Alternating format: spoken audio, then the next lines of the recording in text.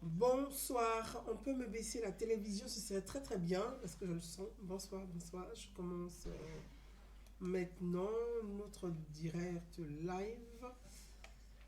Bonsoir à tous, bonsoir à tous mes amis. Contente de vous retrouver. Ça y est, on y va. Il est 20 h presque 30 à Paris. 20 h presque 30 à Paris. On va commencer notre direct live. Chers amis, si vous êtes connectés, c'est très très bien. On va parler de l'actualité euh, à Paris, hein. On va parler de l'actualité à Paris. Si vous êtes là, connectez-vous. Bonsoir à tout le monde. Je vois que, voilà, ça y est. Sidi Yaya Touré, le dit volet, bonsoir à toi. Merci d'être connecté. Merci à toi. Sois le bienvenu, cher frère.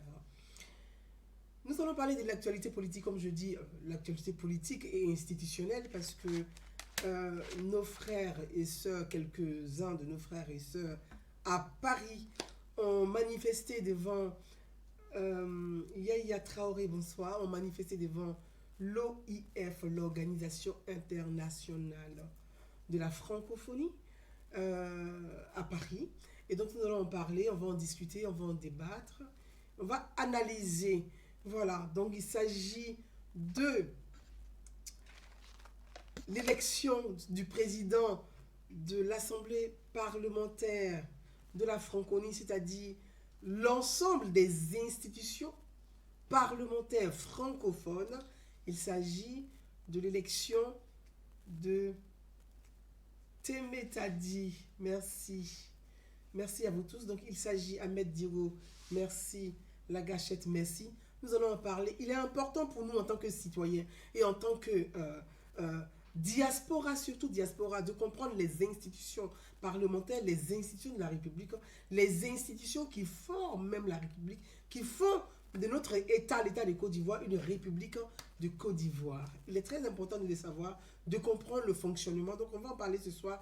Mes amis, le temps que vous vous connectez, je vous emmène un peu en musique avec Fali, cette belle chanson de Fali. On part un peu en musique, le temps que nos amis se connectent et que on puisse attendre ceux qui sont un peu en retard de se connecter, de nous rejoindre. Partons un peu en musique. Partons en musique, chers amis. Voilà, je vous embrasse tous, je vous salue.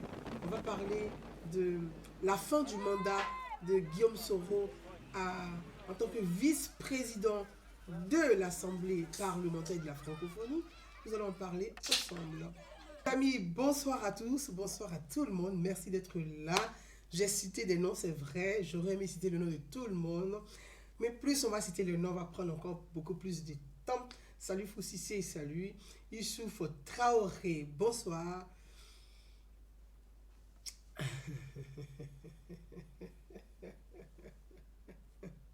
Merci à vous, merci à tout le monde. Excusez-moi, le temps de boire un peu d'eau parce qu'il fait un peu chaud. Voilà. Je lis au fur et à mesure. Je lis au fur et à mesure. Ma princesse Eba Georgette, salut à toi.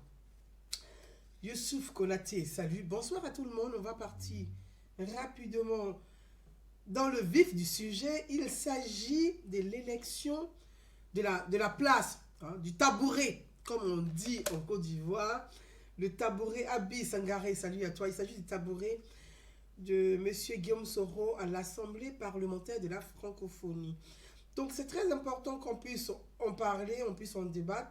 Il y a beaucoup d'entre vous au niveau d'Abidjan, donc je vous salue très très fort. J'ai eu beaucoup d'appels d'Abidjan, beaucoup de citoyens qui m'ont contacté, qui m'ont écrit et qui ont souhaité que je puisse me prononcer, je puisse analyser, donner mon analyse, hein, sur le sujet, sur cette actualité. Il s'agit du tabouret de M. Guillaume Soro, vice-président, ex-président de l'Assemblée nationale de Côte d'Ivoire et vice-président euh, de l'Assemblée parlementaire de la francophonie, c'est-à-dire APF et non OIF. Il est très important, voilà, il est très important de le souligner. Il y a une confusion entre OIF, il y a une grande confusion et je pense que nos frères qui ont manifesté à Paris devant l'OIF, l'Organisation internationale de la francophonie, ont confondu l'Organisation internationale de la francophonie à l'Assemblée parlementaire de la francophonie. Ça tremblote un peu, je ne sais pas si c'est normal chez vous ou chez moi. Moi, je pense que ça tremblote un peu. Voilà. Ça va mieux. Donc, je pense qu'il y a une confusion. Il y a une confusion de nos frères qui ont confondu ces deux organisations. Donc, il y a l'Organisation internationale de la francophonie, OIF, et l'Assemblée parlementaire de la francophonie, APF. APF qui est dans le 7e à Paris, du côté du boulevard Saint-Germain-des-Prés, qui n'a rien à voir avec l'OIF, qui est l'Organisation internationale de la francophonie. Je suis en live, je ne pourrai pas répondre. Voilà. Ça tremble moins ou ça tremble toujours? D'accord, très bien. Très bien.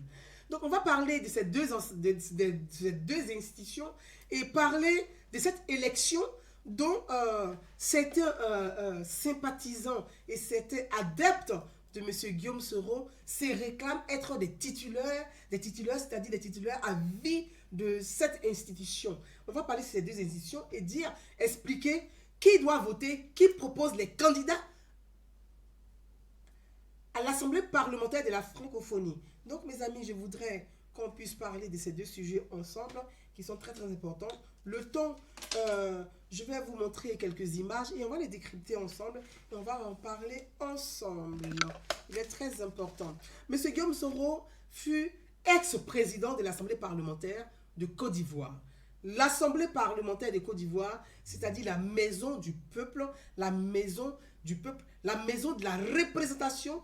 L'Assemblée parlementaire, les parlementaires qui sont à l'Assemblée nationale de Côte d'Ivoire, ils sont élus par les peuples. C'est-à-dire, chaque département de Côte d'Ivoire, des populations des départements vont voter, vont choisir qui va les représenter au sein de l'hémicycle pour porter leurs préoccupations, pour porter leurs besoins, pour pouvoir réfléchir sur des réformes au niveau politique, au niveau social, réfléchir sur des réformes, faire des propositions de loi pour pouvoir améliorer le quotidien de nos concitoyens, améliorer le bien-être de nos concitoyens. Donc l'Assemblée nationale est là pour réfléchir, proposer ou améliorer les lois au sein du Parlement.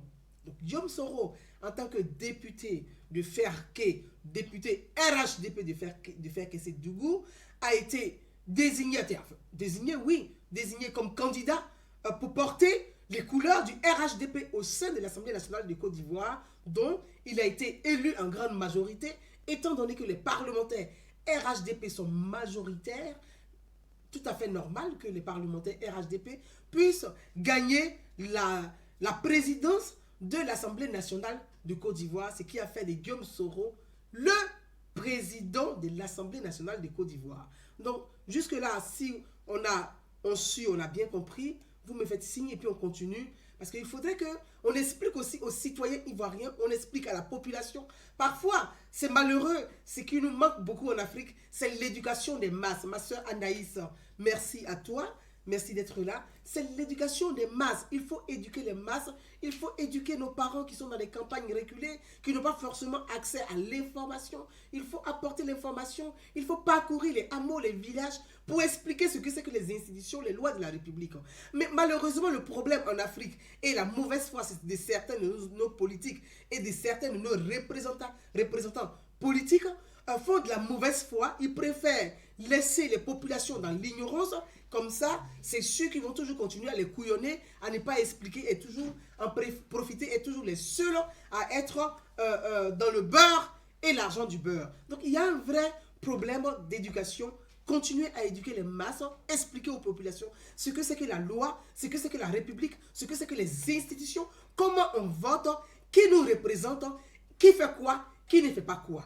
Et c'est très important de l'expliquer ce soir pour que certains de nos compatriotes, nos frères qui sont malheureusement dans des régions qui n'ont pas accès à l'information puissent comprendre. Je vois bien un soroïste qui était à la manifestation devant l'OIF qui est là, demander le Séni Kibafori, qui est un frère, même si on est en désaccord sur sa vision de la République, sa vision de la Côte d'Ivoire, il reste un frère, le Séni. Merci d'être là. Et c'est très bien, c'est aussi important pour que je puisse aussi vous aider, parce que je vous ai vu manifester devant l'OIF, qui est l'Organisation internationale de la francophonie, qui n'a rien à voir avec l'Assemblée parlementaire de la francophonie, l'OIF, Organisation internationale de la francophonie.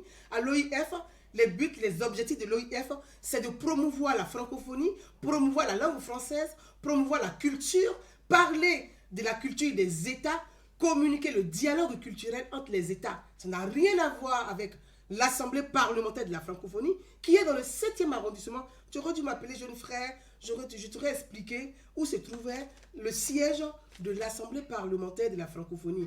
Vous êtes allé manifester devant l'organisation internationale qui n'a rien à voir avec l'Assemblée parlementaire. Donc je suis très contente que tu sois connecté. Ça va aussi vous permettre aussi d'avoir quelques éléments d'information et puis éviter aussi des erreurs diplomatiques et des erreurs de communication parce que c'est une confusion. Mais bon, on ne peut pas tout savoir. Je pense que la vie aussi est le fait d'apprendre. Merci d'être là. Et puis, je suis contente de te voir. Voilà. Tu restes un frère. Et je pense qu'au-delà de nos divergences d'opinion, on est tous des fils et filles de la République. Et la République, ça se respecte. Les institutions républicaines, on se doit de les respecter.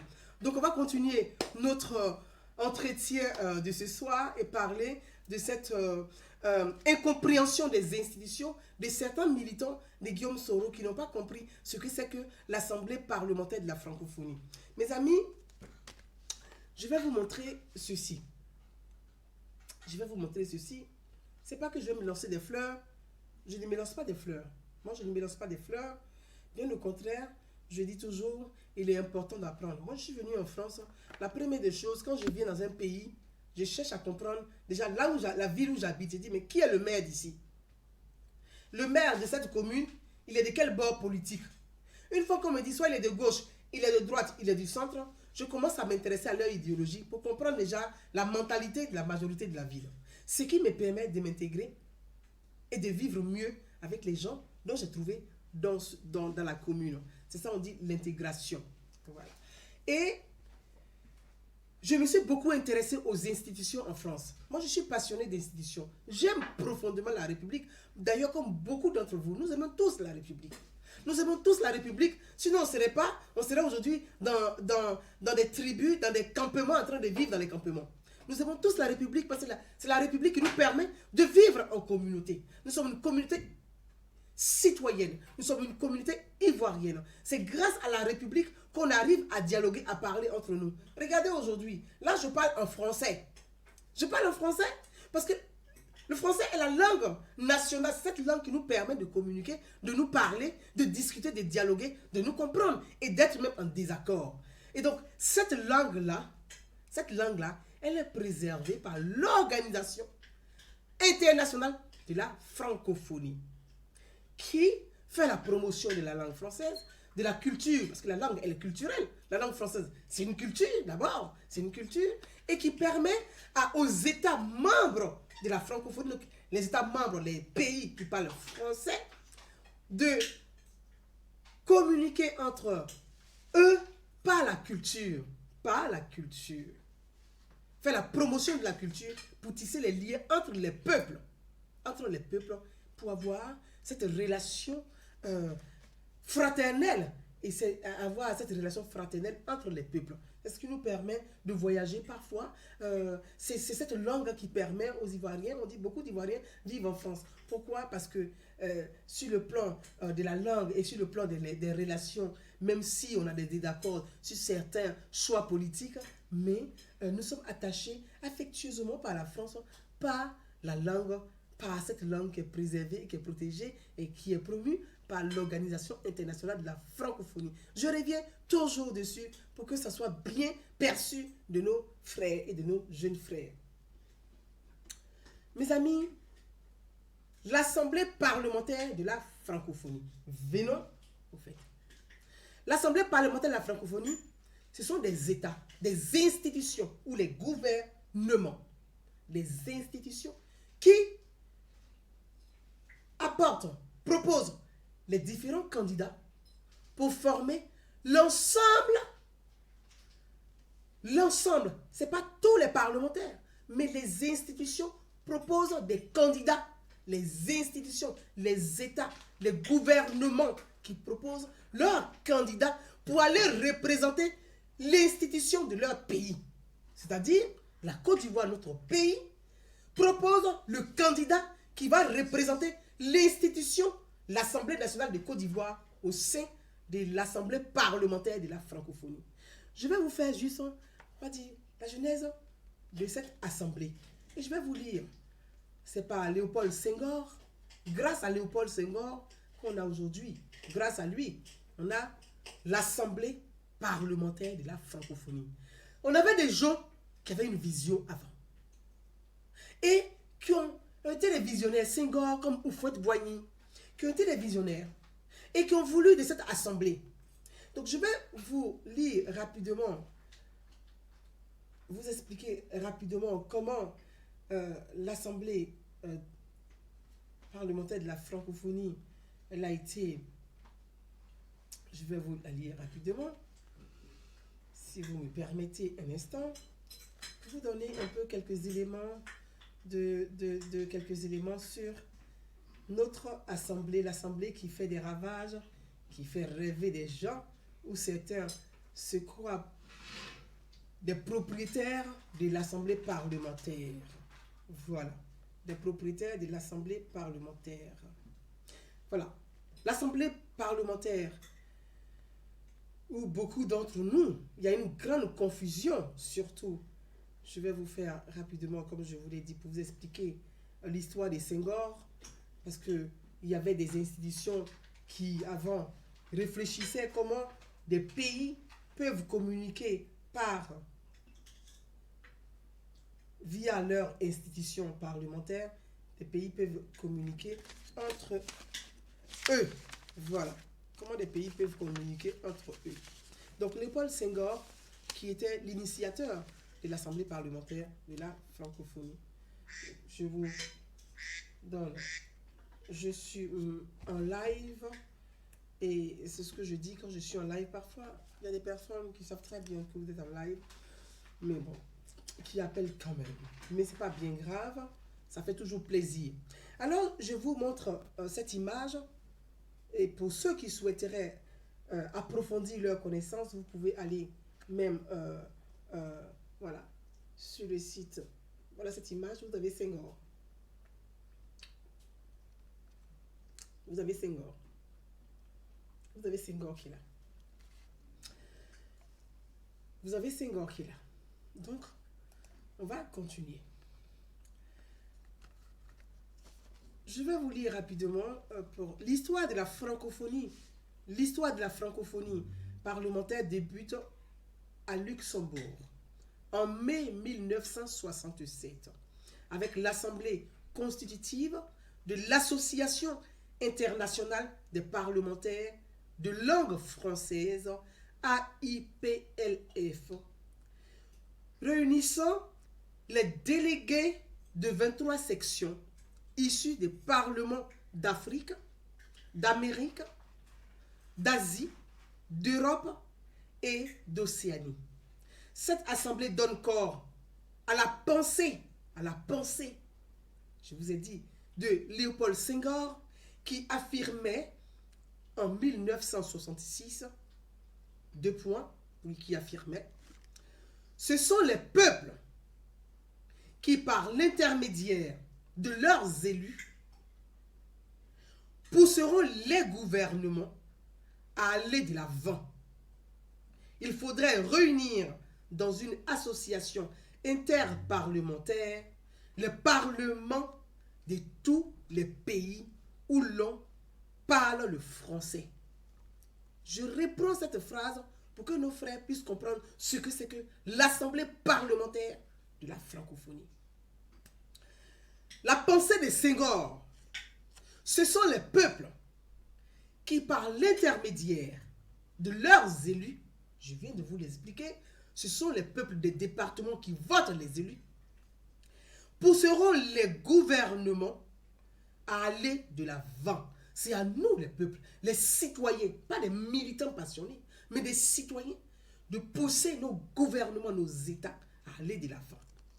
Il faudrait réunir dans une association interparlementaire les parlements de tous les pays où l'on parle français. Les parlements, on ne vous a pas dit les parlementaires. Parlement est différent des parlementaires. Les parlements, ce sont les institutions. Les parlementaires, ce sont les élus. Donc, dans l'Assemblée parlementaire de la francophonie, c'est les parlements qui proposent leurs représentants. Ce n'est pas des députés ou des parlementaires qui se lèvent comme ça pour dire voilà, je suis candidat pour être membre de l'Assemblée parlementaire de la francophonie. Ça ne se passe pas. Respectez les principes institutionnels. Respectez les statuts de l'Assemblée parlementaire. C'est déjà respecter la décision des parlements de chaque pays membre de l'Assemblée parlementaire de la francophonie. Je pense qu'il est important de le savoir. Donc, sous l'impulsion de l'AIPLF,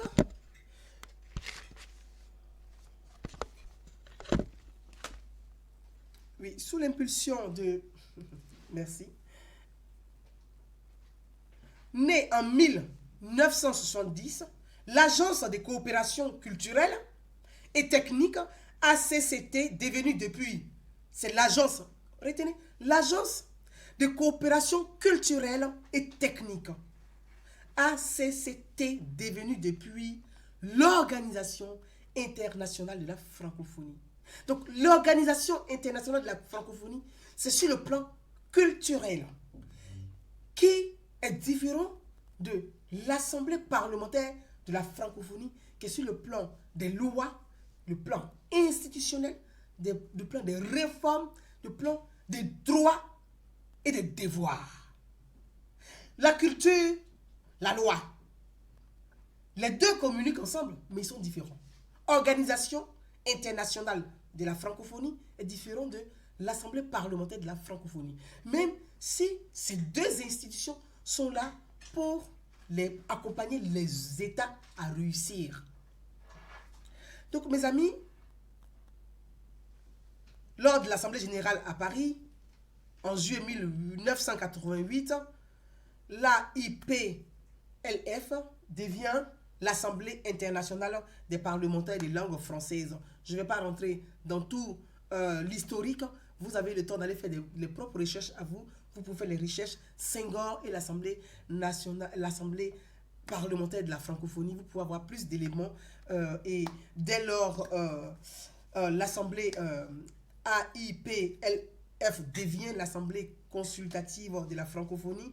Statut confirmé par la charte de la francophonie, adoptée en novembre 1997, afin de se conformer à cette charte. L'Assemblée a décidé, lors de la session ordinaire d'Abidjan en juillet 1998, d'adopter le nom de l'Assemblée parlementaire de la francophonie, c'est-à-dire ça a évolué et le nom de l'Assemblée parlementaire de la francophonie a été adopté à Abidjan, d'où l'importance de la Côte d'Ivoire dans cette institution parlementaire. Mes amis, je vais vous montrer ceci. Je vais vous montrer ceci. Je vais vous montrer ceci pour dire à mes frères et à mes sœurs qui se réclament d'être les adeptes de M. Guillaume Soro, pour dire à mes frères qui se réclament d'être les adeptes de Guillaume Soro, je vais vous montrer cette image. Cette image. Regardez cette image. Voilà. Je vous montre cette image. Regardez bien. Je vous montre cette image. Si vous la regardez bien, cette image. Je vous mets cette image. Je vous la remonte parce que je pense qu'il est important. Quand on parle d'un sujet, il faut le connaître. Il faut avoir au moins un minimum de connaissances sur le sujet avant d'aborder les sujets. Nous, on pense que le fait d'être des militants passionnés, ça nous donne droit à tout. Ce monsieur que je vous ai montré s'appelle Pascal Terrasse. Pascal Terrasse. Il était le président de l'Assemblée parlementaire de la francophonie, dont Dieu me réclame être le propriétaire là. Parce qu'on a le sentiment que M. Guillaume Soro se réclame être le propriétaire de l'Assemblée parlementaire de la francophonie. C'est-à-dire que lui, comme on l'a nommé là-bas, on a déposé sa candidature qu'il est vice-président. Lui, il a décidé, lui, Guillaume Soro, d'être président à vie. Lui, il doit être président à vie de l'Assemblée parlementaire de la francophonie. L'Assemblée parlementaire de la francophonie, j'ai fait l'historique là. Lui, il a décidé qu'à vie, c'est lui qui doit être le propriétaire de l'Assemblée parlementaire de la francophonie. Il s'appelle Pascal Terrasse. Sous le pouvoir, sous le mandat de François Hollande, Pascal Terrasse était le président de cette assemblée parlementaire de la francophonie. Et moi, j'ai rencontré M. Pascal Terrasse quand il était le président de l'assemblée parlementaire de la francophonie. Je l'ai rencontré dans les locaux de l'assemblée parlementaire de la francophonie. J'ai beaucoup discuté avec M. Pascal Terrasse. Il m'a appris beaucoup de choses sur cette institution. Et j'ai appris que cette institution, ce n'est pas tout le monde qui se lève pour être candidat. C'est les institutions de chaque pays qui proposent son candidat. Pour un mandat de 4 ans. Pour un mandat de 4 ans. Il y a 87 pays membres de cette assemblée. Donc 87 institutions. Chaque assemblée nationale de chaque pays, l'Assemblée nationale de la Côte d'Ivoire, l'Assemblée nationale du Burkina Faso, l'Assemblée nationale du Bénin, l'Assemblée nationale du Togo, l'Assemblée nationale du Sénégal, l'Assemblée nationale du Cameroun, chaque pays qui parle français amène son représentant. Donc le représentant de cette assemblée-là, ce n'est pas un parlementaire qui se lève pour être candidat, pour être représentant. C'est l'institution ils vont réfléchir ensemble, ils vont faire des propositions et ils vont voter. Donc, ce n'est pas tout le monde qui se lève pour être vice-président ou être président de cette institution. Il y a des règles institutionnelles, il y a des statuts, il faut les respecter. Donc, Pascal Terrasse, il a été président de cette assemblée parlementaire de la francophonie. Mais Pascal Terrasse n'est plus président de cette institution. Est-ce que vous voyez, vous qui vivez en France ici, là, vous avez une fois entendu qu'il y a des militants de Pascal Terrasse qui organisent des manifestations pour réclamer que Pascal Terrasse soit forcément proposé par l'Assemblée nationale française? Est-ce que vous qui vivez en France, vous avez une fois vu dans les rues de France des militants de M. Pascal Terrasse en train d'organiser des manifestations devant l'OIF ou devant la PF pour dire il faudrait que Emmanuel Macron puisse forcément choisir Pascal Terrasse pour représenter l'institution française à l'Assemblée nationale de la francophonie? Est-ce que vous qui vivez en France, là, vous avez une fois vu ce genre de manifestation? Vous qui êtes allé manifester devant l'organisation, vous êtes trompé. Vous allez manifester devant l'Organisation internationale de la francophonie au lieu de l'Assemblée parlementaire de la francophonie. Est-ce que vous avez une fois vu Soro Guillaume, là, il connaît Pascal Terrasse? De la manière dont je connais Pascal Terrasse, là, Soro Guillaume connaît Pascal Terrasse comme ça.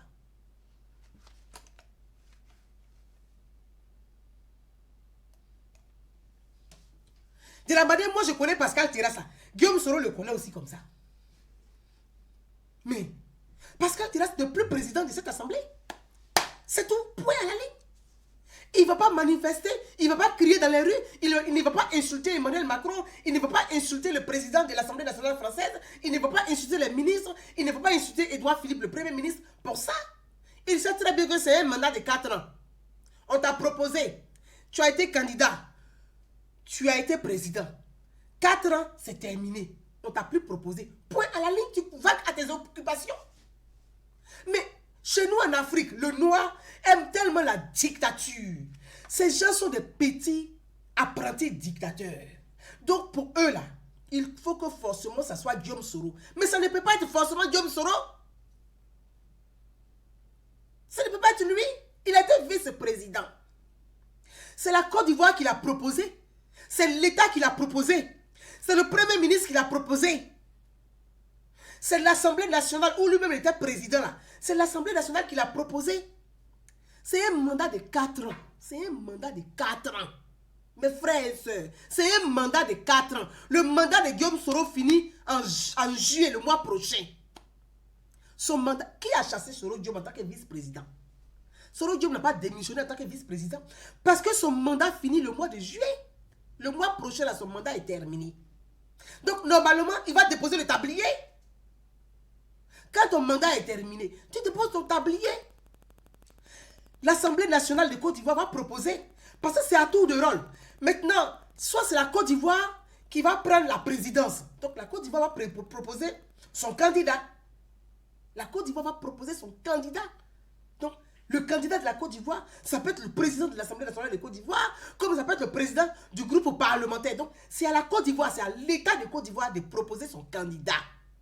Donc, l'État de Côte d'Ivoire va proposer son candidat pour être candidat à la tête de l'Assemblée parlementaire de la francophonie. Mais c'est normal, ce sont les statuts. C'est les statuts de l'Assemblée parlementaire même qui sont là. Ce sont ces statuts.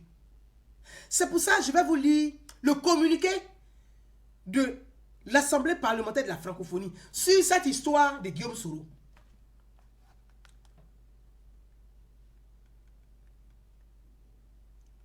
Je vais vous lire le communiqué. Le communiqué de l'Assemblée parlementaire de la francophonie.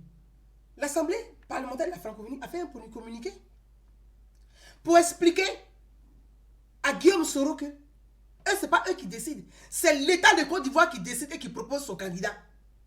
Mais ça là aussi, là, c'est pas là. Est-ce que c'est pas là ça là? Mes frères, quand même. Vous vivez en France? Ce n'est pas des gens qui vivent au campement pour dire non, ils sont au village, ils ne comprennent rien, il n'y a pas de télévision, il n'y a pas de téléphone, il n'y a pas de journal télévisé là-bas. Mais vous vivez en France. Vous vivez en France. Et vous prétendez défendre quelque chose qui est indéfendable. Mais ça veut dire quoi? Vous partez humilier, non seulement salir le nom de la Côte d'Ivoire de façon exprès parce que vous voulez faire de la propagande. De deux, vous partez vous faire humilier devant l'Organisation internationale de la francophonie qui n'a rien à voir avec l'Assemblée parlementaire de la francophonie. Vous partez hurler. Bon, la France, ça ne gêne pas la France. On appelle ça les animations de rue. La France aime les animations de rue. Donc quand les gens vont crier, ils mettent la musique, vous n'avez pas vu les touristes, ils viennent, ils vont danser. Vous allez voir les touristes qui vont danser. Parce que c'est de l'animation de rue. Tout ça, ça participe à animer les rues de Paris. Donc, on donne les autorisations pour ça. Ça ne dérange pas. Tant que tu ne défies pas l'autorité de l'État, tant que tu ne déranges pas les voisins, mais tu peux faire ta musique dans la rue, tu peux crier dans ton haut-parleur. Ça ne dérange pas. Là. Ça, tu animes les rues. C'est comme les chanteurs dans les métros. Bon, ça anime le métro. Donc, ça, là, on appelle ça animation de rue. Mais quand même, vous vivez en France. Apprenez quand même les institutions. Faites au moins un effort, faites des recherches. Posez-vous des questions, allez-y vous renseigner. Vous n'avez pas demandé à Soro Guillaume, qui t'a voté pour que tu sois vice-président. Il va vous expliquer que lui-même, on l'a proposé. On propose. C'est quand même... c'est triste quand même d'avoir des gens qui vivent en Europe, qui vivent en France et qui ne sont même pas capables de comprendre les institutions. Intéressez-vous quand même aux institutions. Parce que c'est la copie conforme. C'est la même chose. Il n'y a pas de différence. Ce n'est pas grande différence. C'est la même chose. Donc, il y a Google aujourd'hui, c'est gratuit. Vous pouvez apprendre facilement tout sur Google. Faites au moins un effort. Mais vous vous comportez, on dirait des petits dictateurs. Ça veut dire que les Africains, même des natures, même, on dirait c'est génétique. Vous n'aimez pas la loi. Tout est génétique. C'est que les Africains, on dirait c'est génétique.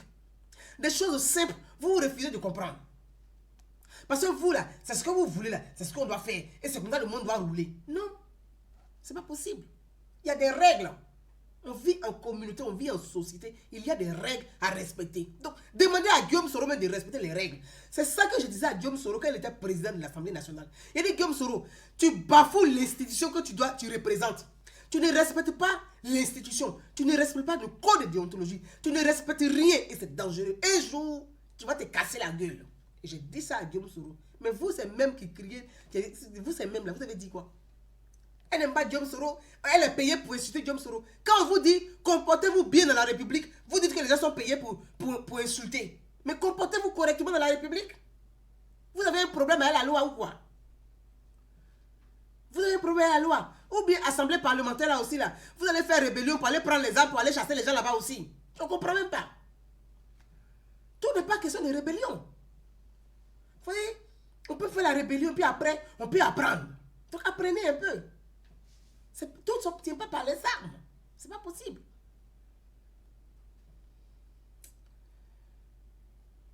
Je vais vous lire, mes amis, rapidement. Je vais vous lire rapidement le communiqué de l'Assemblée parlementaire de la francophonie qui a fait un communiqué. Et quand vous regardez tout cela, Guillaume Soro est le seul, c'est pas les Noirs qui sont là-bas. Il est le seul qui siège là-bas. Regardez ces photos-là. Regardez bien. Regardez tout cela. Regardez tout cela. Ils ont été proposés par leurs États. Ils sont là.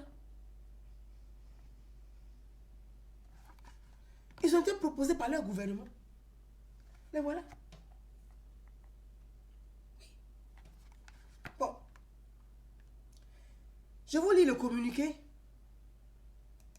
Le communiqué de l'Assemblée parlementaire de la francophonie. Leur communiqué de presse qu'ils ont fait le 7 juin. Ils ont fait ce communiqué le 7 juin 2019. Regardez, il est là.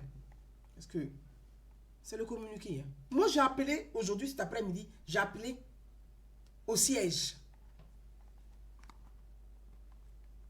Et voilà.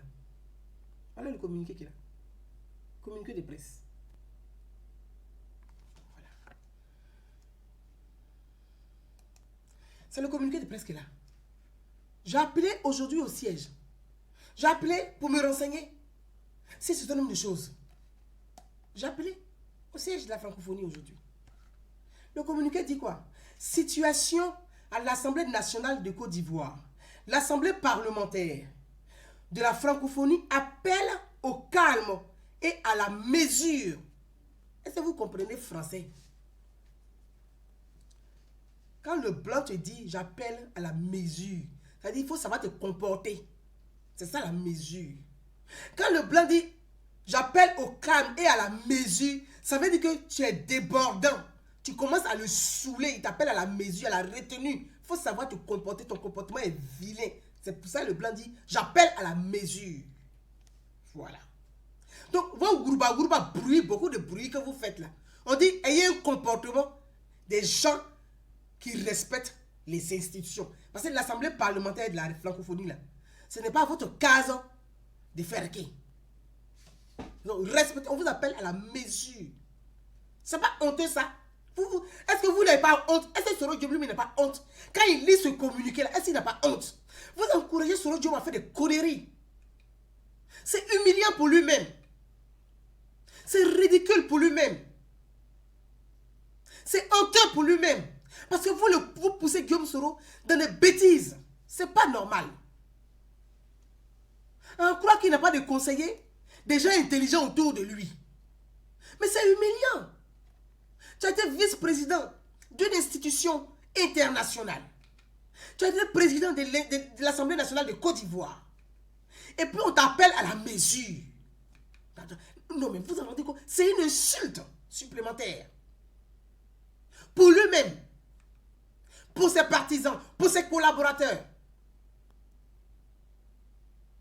C'est honteux.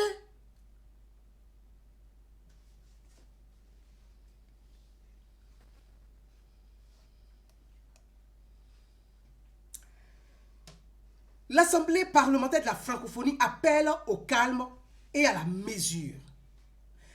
L'intégrité et l'impartialité de l'Assemblée parlementaire de la francophonie APF font l'objet de commentaires dans la presse et sur les réseaux sociaux. Écoutez bien. Soro Diop et ses militants fouka là, on dit ayez de la mesure. On vous appelle la retenue. Parce que votre bruit que vous faites là, c'est honteux. L'AFP, l'Assemblée parlementaire de la francophonie, tient à rappeler qu'elle est et a toujours été neutre vis-à-vis de ses membres. Et qu'il est de son devoir de rappeler les règles prévues dans ses statuts. Toi qui as été vice-président d'une assemblée internationale, c'est à toi on va rappeler les règles prévues dans les statuts. Ça là, je ne sais pas ce que ça veut dire. Peut-être que vous ne comprenez pas bien le sens, mais moi ça me fait honte. Tu ne peux pas être vice-président d'une institution internationale et puis on va t'appeler à respecter les statuts. C'est que moi, Bouza Daoum, même quand tu étais président de l'Assemblée nationale de Côte d'Ivoire, j'ai dit qu'il faut respecter les principes. Ici encore, à l'international, on dit qu'il faut respecter les statuts. C'est quoi tout ça là? Elle n'attend pas interférer dans une problématique interne à un pays, conformément au respect de la souveraineté des parlements. On n'a pas dit des parlementaires, mais des parlements, des institutions parlementaires. Elle tient néanmoins à appeler au calme et à la mesure qui s'impose. En tant que vigie de la démocratie, elle reste attentive à toutes les situations politiques.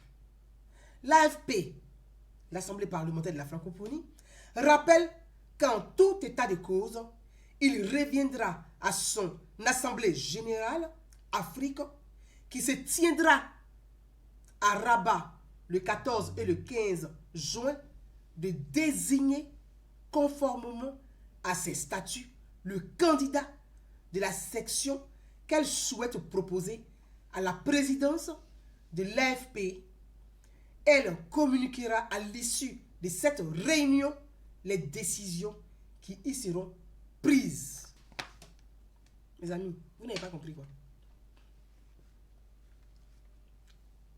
Demandez aux adeptes de M. Soro Diop, vous n'avez pas compris quoi? Les collaborateurs de M. Soro Diop, vous n'avez pas compris quoi? Il y a une réunion le 14 et le 15 à Rabat, Afrique, où les représentants des assemblées parlementaires, donc des parlements d'Afrique, vont se réunir pour désigner celui qui va prendre la tête. Ça là, vous n'avez pas compris quoi dedans. En fait, on dit les parlements de chaque pays vont venir à Rabat, ils vont réfléchir ensemble pour désigner qui va prendre la tête de l'Assemblée parlementaire de la francophonie. Vous criez, vous faites tapage. Soro Diop, il est président de l'Assemblée nationale de Côte d'Ivoire. Est-ce qu'il est un simple député? Il est le seul député à l'Assemblée nationale de Côte d'Ivoire, Diop Soro. Est-ce qu'il est le seul député à l'Assemblée nationale de Côte d'Ivoire? Mais pourquoi tout ce bruit là?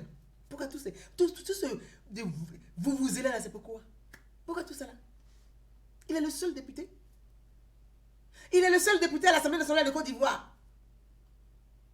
Ou bien lui, comme il s'appelle Guillaume Soro là, tout le cas tourné autour de lui, c'est-à-dire qu'il va être président de la République, il va être président de l'Assemblée nationale, il va être président de l'Assemblée parlementaire, il va être premier ministre, il va être ministre de la Défense, il va être ministre de... Le seul, il va être tout. Même Dieu même ne fait pas ça. Dieu ne fait pas ça même. C'est pour ça que Dieu a créé les anges. Pour dire non, je ne peux pas tout faire. Les anges, allez-y, faites un peu. C'est quoi? C'est quoi tout ce tapage? Vous avez besoin qu'on puisse rappeler Guillaume Soro à l'ordre? Est-ce que Guillaume Soro a besoin qu'on puisse le rappeler à l'ordre? Ça veut dire que c'est quelqu'un qui ne respecte rien. Il ne respecte pas l'ordre des choses. C'est quel bâtisseur ça là? Il ne respecte pas l'ordre des choses. Tu vas bâtir quoi? Une personne qui ne respecte pas l'ordre des choses est un mauvais maçon. Il ne peut rien bâtir dans la République. Tout ce qu'il fait là, ça va s'écrouler. Parce qu'il faut respecter l'ordre. C'est quoi le problème? Vous tapatez. Je vais vous montrer quelques images là. Parce que je n'ai même pas envie de revenir sur ces vidéos pour des vidéos inutiles. Des vidéos inutiles. Voilà. Vous allez voir, mes amis. Voilà ceux qui encouragent Soro Diop dans les bêtises. Je vois un message qui vient de m'arriver. D'accord. Je vais le lire après. Voilà, je viens de recevoir la délégation. Voilà. La délégation de l'Assemblée nationale de Côte d'Ivoire Le président de l'Assemblée nationale de Côte d'Ivoire, avec sa délégation, vient d'arriver à Rabat. Je viens de la voir tout de suite. Voilà. Je viens d'avoir l'information. À peine on est en train de parler, je viens d'avoir l'information. Voilà. Bon, ça là. C'est-à-dire que je ne comprends pas, Guillaume, il cherche quoi? Voilà. Guillaume cherche quoi? Je vais vous montrer l'information. Je viens d'avoir l'information tout de suite. L'information, je viens de l'avoir. Je viens d'avoir l'information. Voilà. Arrivée du président de l'Assemblée nationale de Côte d'Ivoire à Rabat. Ici, avec l'ambassadeur à Rabat, l'ambassadeur Traoré Drissa et les députés membres de la délégation officielle. Voilà. Il vient d'arriver. Voilà. Il vient d'arriver à Rabat. Bon. Bon. Le président de l'Assemblée nationale de Côte d'Ivoire, parce que pour être candidat, c'est le gouvernement, ça dit que c'est le premier ministre, là, le chef du gouvernement, celui qui propose, ou c'est le président qui propose, ou c'est l'institution qui propose. On dit les États et gouvernement. Gouvernement, c'est le gouvernement de la République de Côte d'Ivoire qui va faire son choix. L'État, c'est le président de l'État qui peut faire son choix. L'institution, là, c'est l'Assemblée, le président de l'Assemblée nationale de Côte d'Ivoire. Tu cherches quoi dedans? Tu dis que tu ne veux plus tabourer. Tu cherches quoi dedans? Pourquoi tu fais tout ça là-même? C'est pourquoi tu fais tout ce bruit-là? Tu cherches quoi dedans? Ah, Guillaume, toi aussi. Tu ne veux plus tabourer, mais tu veux tabourer. Tu veux fauteuil, tu ne veux plus fauteuil, tu veux tabourer. Tu veux quoi au juste? Tu cherches quoi? Toi-même, il faut savoir ce que tu veux. Ça va t'aider à t'éclaircir dans ta démarche. Il faut savoir ce que tu veux. Tu es brouillon, on ne sait pas. Le matin, tu veux quelque chose, le soir, tu ne veux pas. Tu rêves encore. J'ai démissionné, non, on m'a chassé. Je ne veux pas le tabouret, je veux fauteuil. Non, je ne veux plus fauteuil, je veux tabouret. C'est quoi tout ça là? Il y a trop de bruit autour de toi. C'est pas normal. C'est pas normal. Tu vois, ça ne donne pas une bonne image de toi. Ça donne, enfin, au niveau international, tu vends mal ton image. Ça donne une image de quelqu'un qui n'a jamais mérité, qui veut tout par la force. Voilà l'image que tu es en train de vendre de toi. Et moi, je suis en train de te le dire avec beaucoup de tristesse. Tu donnes l'image de quelqu'un qui veut tout par la force. Rien par le mérite, tu veux tout par la force. Toi, pour toi, c'est la force. On doit te donner forcément. Ou toi, tu vas devenir rebelle. Non. Mais c'est le jour que tu deviens président, là, Guillaume. Ah, c'est qu'en Côte d'Ivoire, tu vas être président pendant 50 ans. Hein? Tu ne vas jamais quitter. Mais c'est ça qui fait qu'on ne veut même pas même que tu sois président un jour. Parce que tu vas rester, tu ne vas jamais vouloir partir. Si on parle, tu vas envoyer tes sous-frères là pour venir nous tuer la nuit. C'est l'image que tu vends à l'international. Donc, vous qui êtes auprès de Guillaume Soro, là, vous vendez mal son image. Vous n'êtes pas de bonnes personnes pour Guillaume Soro. Je le dis toujours. Vous êtes de mauvaises personnes pour Guillaume Soro. Parce que le comportement qu'il vend, c'est quelqu'un qui aime tout par la force. Il ne respecte pas l'ordre des choses. Quand tu ne respectes pas l'ordre des choses, tu es un mauvais bâtisseur. Il donne l'image d'un mauvais bâtisseur. On ne peut pas te confier une Côte d'Ivoire où il y a beaucoup de citoyens émancipés. La Côte d'Ivoire, là, on est émancipé là-bas, on ne peut pas se taire. Nous, là, on est émancipés. On est émancipé, on ne peut pas se taire. Quand on est fâché, on parle. Quand on veut parler aussi, on baille. Est-ce que toi, tu vas venir pendant 50 ans, tu vas mettre fusil sur notre crâne tous les jours? On ne peut pas accepter. Parce que nous sommes des libres. Moi, je suis une femme libre. Donc, ça veut dire que toi, le jour que tu viens au pouvoir, il n'y aura plus de femmes libres en Côte d'Ivoire. Personne ne va s'exprimer. Parce que même il y a le comportement de tes militants, tes adeptes. Ils insultent tout le monde, ils agressent tout le monde, ils veulent frapper tout le monde, ils menacent tout le monde. Toi, tu n'es même pas encore arrivé, on nous menace. Mais on ne va même pas te laisser arriver. Ça ne vaut pas la peine. C'est pour faire quoi? Ils vendent mal ton image et ce n'est pas normal. C'est pas normal. Fais un peu de ménage autour de toi, Guillaume. Moi, je suis ta soeur, puis je te parle aujourd'hui. Il faut faire du ménage autour de toi. Tu penses que tu as des conseillers, mais ce ne sont pas des conseillers. C'est des gens qui sont en train de te pousser dans le trou. Regarde aujourd'hui. Tu es obligé de crier partout. Tu veux fauteuil, tu veux tabouret, tu veux tabouret. Bon, est-ce que tu avais besoin de faire tout ce cinéma? Tu aimes bien l'Assemblée nationale. Tu avais besoin de faire tout ce cinéma à l'Assemblée nationale. C'est ce que tu voulais qui est arrivé. Si tu avais été, si tu avais pris de la hauteur, si tu avais eu de la mesure, du calme, tu ne serais pas dans cette situation aujourd'hui. Tu ne serais pas dans cette situation aujourd'hui. C'est malheureux. C'est malheureux. Regardez ceux qui étaient... Voilà. Bon. Regardez ça. Voilà. Celui qui a organisé, hein, celui qui était à la manifestation devant l'OUF. Lui, il dit il est professeur à l'université, il est intellectuel.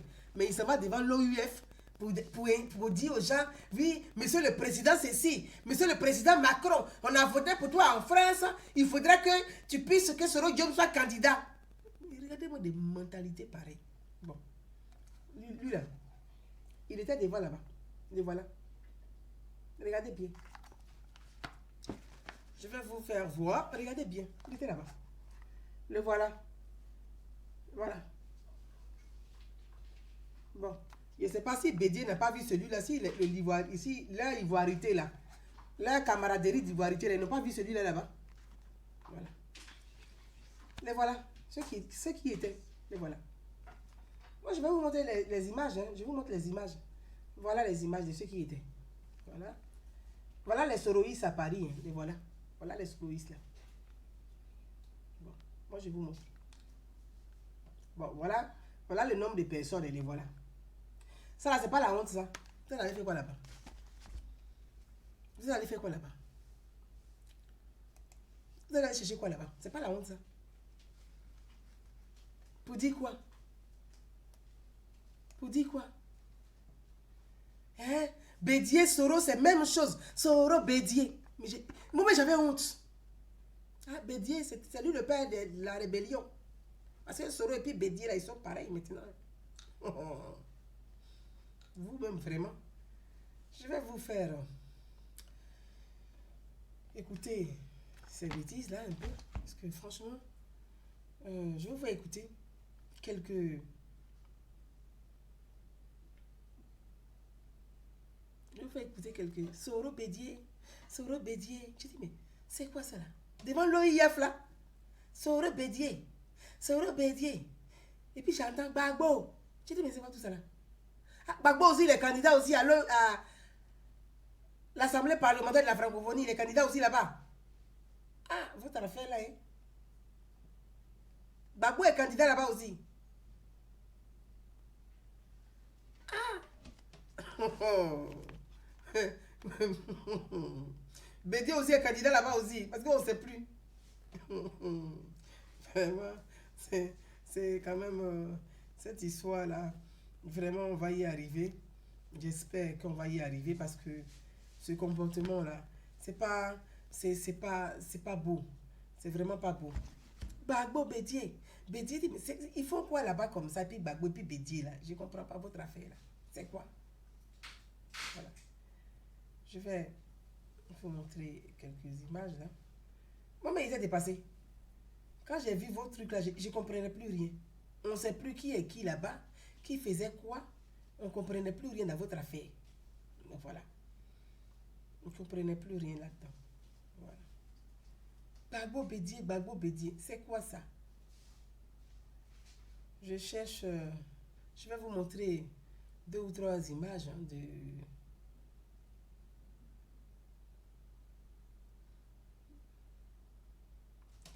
Moi, j'ai été écœuré.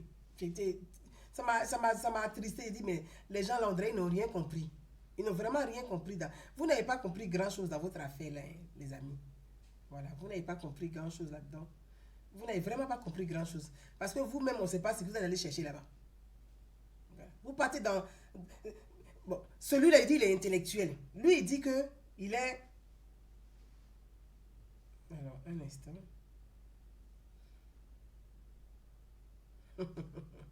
Ah, d'accord. Ok, d'accord. Il dit il est intellectuel. Mais quand on est intellectuel, je vais dire que quand même... Ah ben voilà, hein. Voilà celui-là, il dit quoi? En fait, allez écouter celui-là, il dit quoi? Hmm. Écoutez, hein, mes amis. Président délégué du réseau dynamique PDCI-RDA, président de la JPDCI Paris-Île-de-France.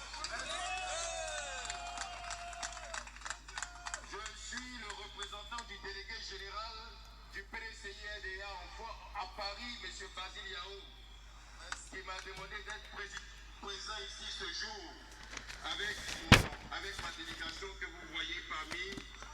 Nous sommes venus nombreux. Le président Guillaume Soro a été reçu par son père, le président Bédié Agaouko. Il lui a dit: tu es mon fils. Nous ne pouvons pas nous soustraire en aucun cas à ce que nous voyons aux acharnements que le président Guillaume Soro est en train de subir. Jamais le PDCI ne peut se soustraire à cela. C'est la raison de notre présence aujourd'hui. Qui dit soroïste dit le président Pétié. Qui dit le président Pétié dit Guillaume qui va Boris Soro. Et nous savons que le président Guillaume qui va Boris Soro est l'incarnation même de la nouvelle génération. On va avancer. Pour les Africains, encore la démocratie pour les Africains. Vous avez entendu, on ne va pas aller plus loin. Le représentant du PDCI RDA de Daoukro en France dit que qui dit Soro Guillaume dit Bédié. Soro Guillaume est chef rebelle. Bédié, comme on dit, qui dit Soro Guillaume dit Bédié, c'est que Bédié est le père de la rébellion de Guillaume Soro. Ils vont se dévoiler tout seuls. À force de mentir, on a menti, on nous a bourré, on a dit, on nous a endoctriné, on a avalé. Aujourd'hui, on commence à comprendre. On dit qui dit Soro dit Bédié, que Bédié lui-même a affirmé à Daoukro que Soro est son fils. Ah, Bédié est le père du rebelle. Est-ce que ça a un problème là? On a compris? Ok. Mes amis, on va... Vous avez bien entendu, hein? Ce n'est pas moi. Ce sont les propos du représentant du PDCI. Ah. Et qui dit... Vous lui avez dit, tu n'as plus de salaire. Est-ce qu'il se plaît? Non. Est-ce qu'il se plaît? Bon, l'OIF, pour dénoncer ce qui se passe, pour dénoncer cette instrumentalisation du pouvoir, pour dénoncer toutes les malversations qui se font, le droit doit être lu. On doit respecter les statuts, je vous en prie. Là-bas. C'est trop. Les statuts. Respectez les statuts. La démocratie doit être appliquée. Encore la démocratie chez nous. Encore la liberté chez nous. Mais je vous préviens, nous sommes l'incarnation de la nouvelle génération. C'est fini. 1950, c'est terminé. 1970, c'est fini. 1990, c'est fini. Nous sommes la nouvelle génération. Avec le président Guillaume Soro, avec le sang de Nicolas Pétier. Le vieux Pétier, il a foi. Hey! Ayarakata. Ouais. Bon. On dit qu'il n'y a pas de démocratie en Côte d'Ivoire. Ce sont les militants de Bédié qui disent ça. Que Soro Guillaume est le fils de Bédié. Donc Bédié, c'est eux qui affirment que Bédié est le père de la rébellion. C'est une très bonne chose, on a compris. Leur chance là. Gbagbo, lui, il est en prison. Blé Goudé en prison. Eux, ils sont en liberté. On va les prendre les deux là. On va les déposer. Ils vont être jugés exactement comme Gbagbo et Blé Goudé. Ça va calmer ces esprits là. C'est parce qu'ils n'ont jamais été jugés.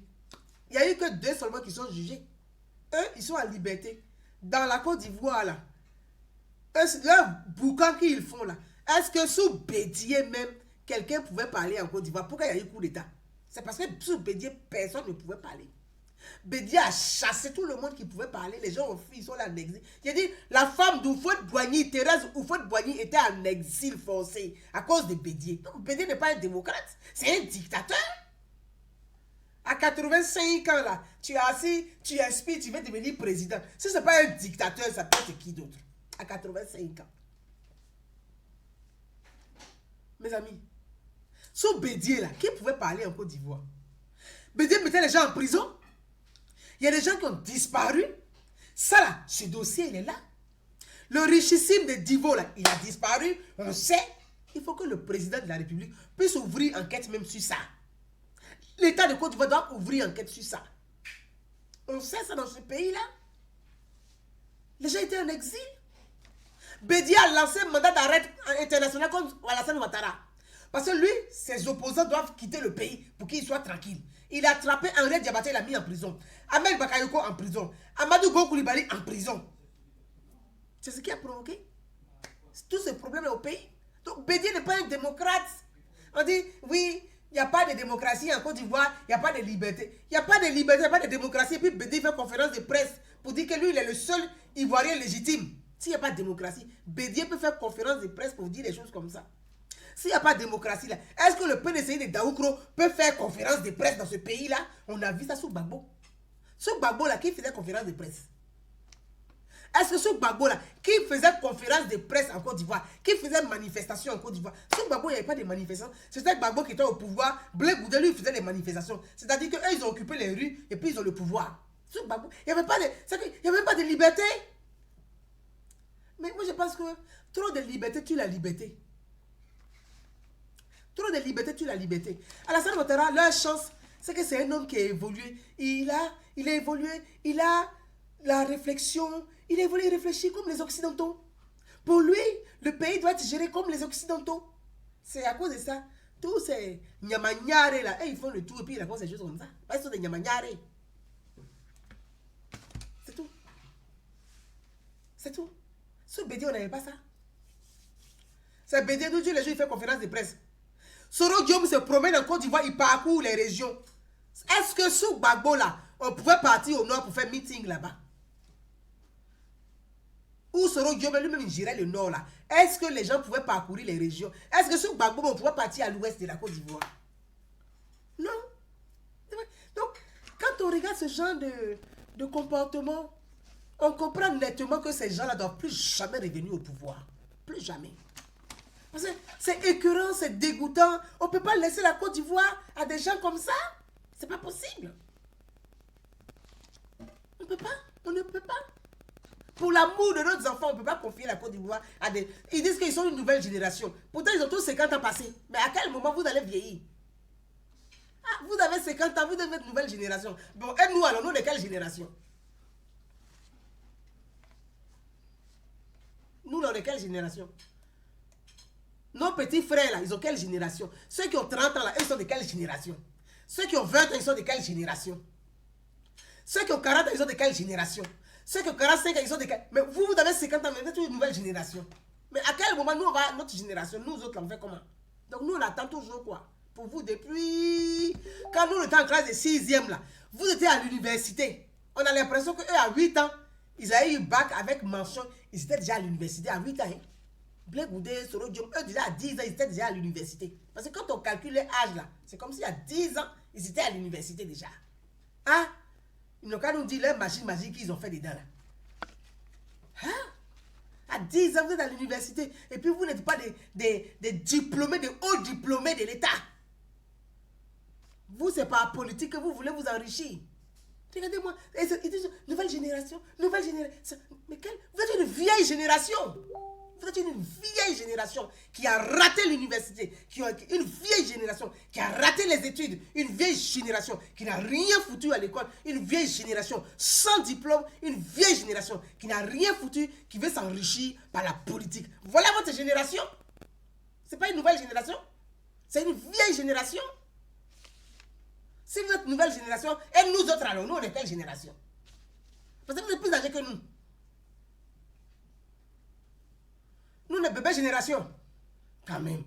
On est quand même des mères de famille. Soyons sérieux.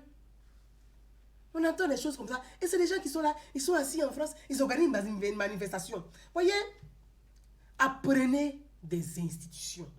Apprenez les institutions. Apprenez les statuts des institutions. L'Assemblée parlementaire de la francophonie, ce sont les États membres qui proposent leurs candidats. Ce n'est pas les sympathisants ou militants des candidats ou de l'opposition qui vient imposer son député. Vous avez vu ça où?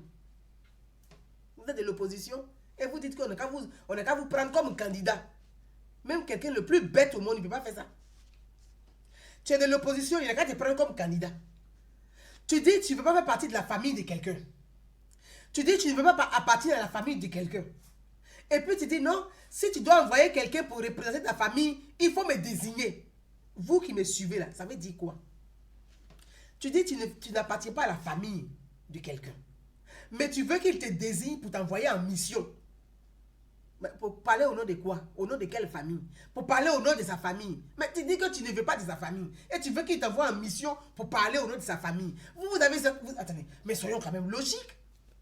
Même quand le soulard, même le clochard, même des métros qui boit du vin à 50 centimes, là, il réfléchit un peu.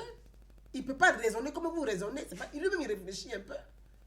Attendez, soyons sérieux. Tu n'es pas RHDP. Tu n'appartiens plus. Déjà, en fait, tu n'es pas RHDP. Tu dis que tu n'appartiens pas à leur formation politique. Tu dis que tu n'appartiens pas à leur groupe parlementaire. Mais eux, ils sont encore gentils parce que depuis là, tu es toujours député. Ils n'ont même pas parlé. Parce que tu es député RHDP.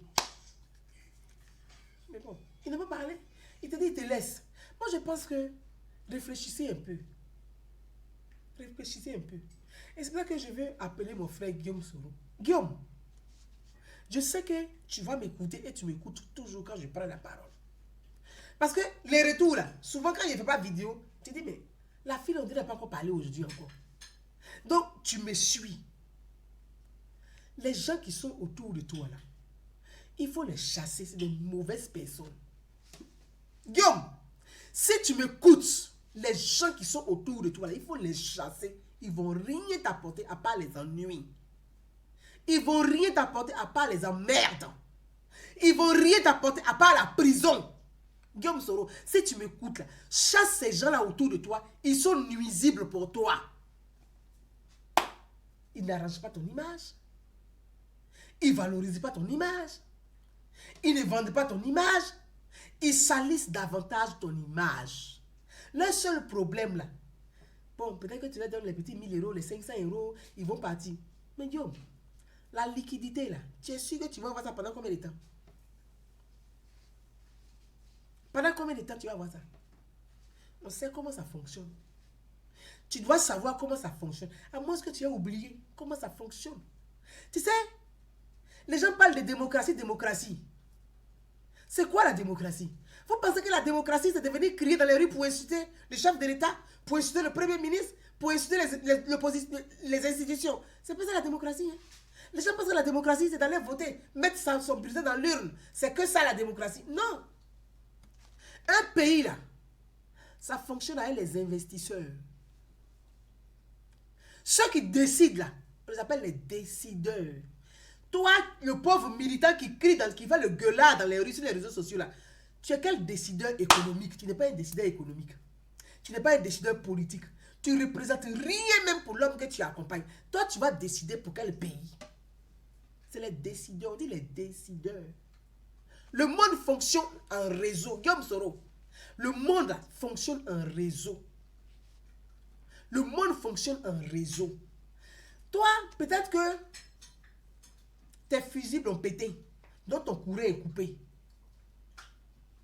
Guillaume, tu as pété tes fusibles, ton courant est coupé, tu n'as plus le réseau. Le monde fonctionne en réseau. Je ne vais pas rentrer dans le détail de ça là. Mais, tu sais de quoi je ne vais pas. Le monde fonctionne en réseau. Tes fusibles, tu as pété tes fusibles. Tu n'as plus de courant. Ton réseau est brouillé. Le monde fonctionne en réseau. Ceux qui sont autour de toi là, Ils n'ont pas réseau pour toi. Ils n'ont rien même pour toi. Ils font les gueulards, ils te mentent. De la manière toi-même tu as menti à Gbagbo là. C'est comme ça les gens sont en train de te mentir. Ceux qui sont autour de toi. Il faut prendre le schéma. De la manière tu as menti là. Ceux qui sont autour de toi, ils sont en train de te bourrer. Même, ils ont appris ça auprès de toi. Ils sont en train de mentir aussi. De la manière toi-même tu es en train de rouler, tu voulais rouler à la salle Ouattara là. Ceux qui sont autour de toi là sont en train de te rouler. Même chose dans la farine. Mais toi tu ne sais pas. Toi tu penses que tu es un boulanger. Mais eux là, ils ont appris ça auprès de toi. Tu sais, l'élève devient plus fort que le professeur. Le professeur, il reste toujours professeur. L'élève sort diplômé. Et puis, il devient un grand chercheur. Il revient là.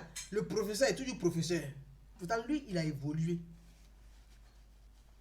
Ceux qui sont autour de toi, là, ils sont devenus plus bandits que toi-même. Ils sont en train de te rouler de la farine. C'est ce que tu ne sais pas. Ils sont devenus plus bandits que toi-même. Ils sont en train de te rouler de la farine. Ils savent très bien. Et je suis en train de te dire, il faut prendre les noms. Les prochains qui vont te quitter là, Soul to Soul va te quitter.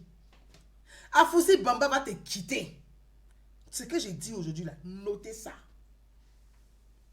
Soul to Soul là, il faut bien le regarder. Il ne te regarde plus dans les yeux. Quand tu le regardes, il regarde ailleurs. Quand il cause avec toi, il va te quitter. Parce qu'ils n'ont pas envie d'aller en exil. Ils n'ont plus envie. Ils savent, ils voient les autres qui vivent en exil. Ils n'ont pas envie d'avoir cette vie-là. Donc, ils vont te quitter un à un. One by, ils vont te quitter, Guillaume. Pendant qu'il est temps, je le dis toujours, il faut avoir le courage de faire marche arrière dans la vie. 5 ans, 10 ans dans la vie politique d'un homme, c'est rien. Alassane Ouattara a fait 30 ans avant de devenir président. Gbagbo a fait 30 ans avant de devenir président. Donc, 5 ans, 10 ans dans la vie d'un homme politique, c'est rien. Il est temps là, il faut faire marche arrière. Ceux qui sont autour de toi, qui t'encouragent là, Guillaume, ils sont en train de te rouler dans la farine. C'est quand il te dit là, il va prendre ce téléphone et puis il t'appeler pour te dire la même chose. Ils sont en train de te rouler dans la farine. Mais dans la vie, il faut avoir le courage. J'emprunte une voie sans issue. Toi-même, tu sais très bien. Tu sais très bien. Si Alassane Ouattara, le président de la République, a pris amnistie pour amnistier Simone Gbagbo, Guillaume Soro, c'est pour te protéger, c'est en partie grave pour toi aussi. Parce que les gens font les gueulards sur les réseaux sociaux, ils veulent qu'on parle. Toi-même, tu sais que la liste que la CPI a demandé là, le courrier que la CPI a adressé à Alassane Ouattara, au président de la République là, toi, Guillaume Soro, tu es sur la liste avec Simone Gbagbo, vous devez te transférer à la CPI. Tu le sais très bien. Est-ce que l'État de Côte d'Ivoire t'a transféré à la CPI? Vous qui me suivez, est-ce que l'État de Côte d'Ivoire a transféré Guillaume Soro à la CPI? Donc quand je vois les gens sur les réseaux sociaux qui ne sont même pas intelligents, tu les laisses insulter le président. J'ai dit, Guillaume, tu es en train d'emprunter une voie sans issue. Tu es en train d'emprunter une voie sans issue. Tu le sais très bien. Tu es en train d'emprunter. Tu vas vouloir jouer les crânes brûlés. Mais tu vas te casser la gueule. Pendant qu'il est temps là. Fais marche arrière. Dans la vie, il ne faut pas avoir honte de faire marche arrière. Quelqu'un qui fait marche arrière là, c'est quelqu'un qui a raisonné, qui a compris, qui a réfléchi. On dit, lui, il a compris. Il faut comprendre et puis faire marche arrière. Ils sont autour de toi. Guillaume Soro, Bédi est en train de te blaguer. Bédi là, il va bigner ses... Toi, tu connais Baoulé, ils sont rancuniers. Toi, tu joues avec Bédi quoi. Toi, le vieux Ouzouba, à 85 ans même, il est rancunier. Les gars là, ils sont en train de jouer avec toi. Ils vont te lâcher. Le jour que tu vas avoir problème, c'est moi qui te dis. Parce que tes problèmes, ils sont à 2 doigts. Les gars seront les premiers à dire c'est bien fait pour toi. C'est moi qui te dis ça. Ils seront les premiers à dire c'est bien fait pour toi. Tout ce qu'ils font là, c'est cinéma. Ils seront les premiers à dire c'est bien fait pour toi. C'est moi qui te dis ça. Tu connais bien tes beaux-parents bêtés. Tu les connais.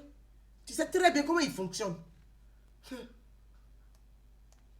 Donc tu ne te laisses pas embobiner dans ce truc, oui, j'ai des frustrations parce que moi, j'ai causé avant avec le président, il ne cause plus avec moi. Mais Diom Soro, tu causais avec le président avant.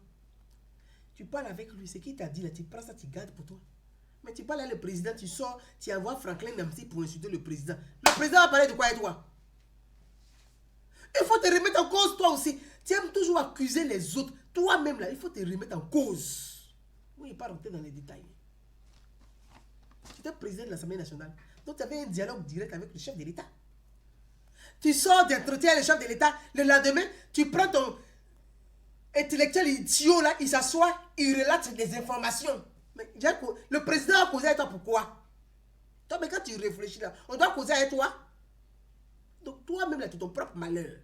C'est toi-même qui as créé tes propres problèmes. Vous accusez les gens à tort et à travers.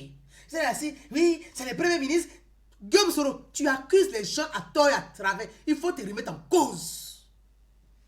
Il faut te remettre en cause. Tu vas trouver la solution à ta merde. Mets-toi en cause. Remets-toi en cause. Tu vas trouver la solution. Parce que ceux qui sont autour de toi, là, ils ne sont pas là pour t'accompagner dans le bon chemin. Ils vont t'induire. Il faut bien regarder. Tu as des conseillers, tu marches avec des gens et puis tu as toujours des problèmes. Mais à un moment donné, là, il faut te poser des questions pour dire, mais attends, cela c'est quel conseiller? Depuis des années, on marche ensemble, mais au fur et à mesure, j'ai des problèmes. Au fur et à mesure, j'ai des problèmes. Mais ce sont des mauvais conseillers. Tiens, ce sont des mauvais conseillers. Afousi Bamba va te quitter. Elle va te quitter. Il faut noter ça dans ton petit agenda. Moi, Bouzane Naounou, tu marques l'heure. Je dis, Afousi Bamba va te quitter. Où elle est là? Elle rêve de venir en Europe. Où elle va te quitter? Le seul qui va avoir comportement des gens de l'Ouest et puis qui va vouloir tout perdre même pour rien, ça va être peut-être le Bognon. Parce que son comportement, un peu d'esprit sang de l'Ouest là, un peu bête qui fait qu'au lieu de raisonner, ils sont passionnés là. C'est le Bognon qui va rester puis qui va tout perdre. Le Bognon. Sinon, tout le reste autour de toi là, il faut regarder, ils vont tous partir. C'est moi qui te dis ça. C'est moi qui te dis ça, Guillaume Soro. C'est moi qui te dis. Le Bognon, il va jouer les gens, oui, les gens qui ont sang de l'Ouest. Genre, c'est nous, on est vraiment les loyaux. C'est ce que le Bognon va vouloir faire. Alors qu'il est en train de faire une connerie. Eux tous vont te quitter, Guillaume Soro. De la manière Alpha Yaya est parti là. Ils vont tous partir comme ça. Et c'est là que tu vas comprendre. Elle dit, la fille là, elle m'avait prévenu. Guillaume, pendant qu'il était là, tu t'assois, tu prends un petit comité restreint, tu dis, voilà, vous là.